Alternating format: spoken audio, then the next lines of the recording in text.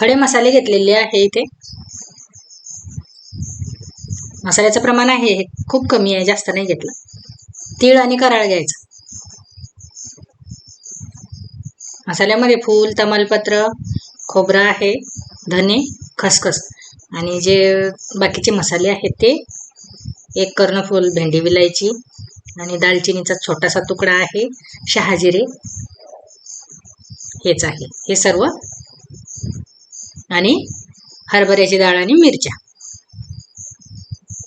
तर मेंबर किती आहे त्याच्यानुसार मसाल्याचं प्रमाण तुम्ही कमी जास्त करू शकता.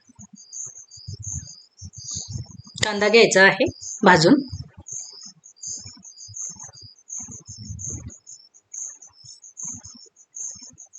आणि जे मसाले होते ते सर्व भाजून घ्यायचे. भाजल्यानंतर मिक्सरवर पूर्ण हे वाटून घ्यायचे. तर सुरुवातीला कांदा आणि लसण एकत्र वाटून घेतला. त्यानंतर हे बाकीचे जे मसाले आहेत ते एकत्र वाटून घ्यायचे. त्यात तीळ आणि कराळ पण टाकलेलंच आहे. तर करुड्याची भाजी करायची आहे. याला बऱ्याच भागामध्ये उडदाचे सांडगे सुद्धा म्हणतात, पण आमच्या इकडे करुडाच म्हणतात. तर उडदाच्या डाळीचं हे उन्हाळी वाळवणामध्येच तयार करून ठेवतात, जेणेकरून पावसाळ्यामध्ये करायला सोपं जातं आणि भाजी खूप टेस्टी लागते याची. तेल गरम झाल्यानंतर सुरुवातीला कांदा टाकला.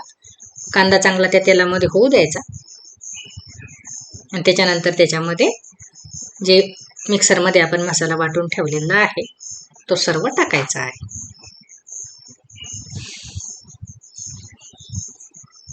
आणि हा मसाला पण चांगला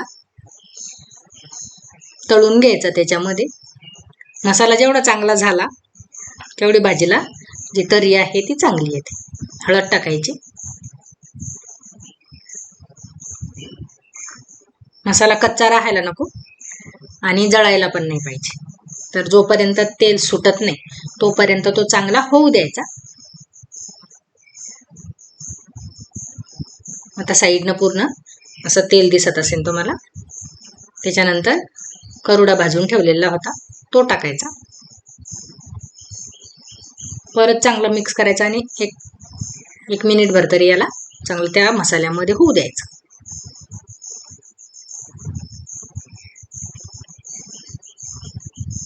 चांगलं असं वाटतं आपल्याला की आता झालेलं आहे. परत बबल्स यायला लागले आणि पाणी टाकायचं. पाणी टाकताना याच्यामध्ये पाण्याचं प्रमाण हे जास्त ठेवावं लागतं, कारण याला शिजायला वेळ लागतो.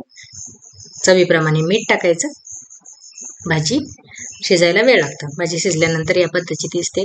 चवीला खूप सुंदर लागते आणि एकदा नक्की ट्राय करून पहा तीळ आणि कराळाची भाजी. व्हिडिओ आवडला असल्यास लाईक, शेअर आणि सबस्क्राईब करा. धन्यवाद.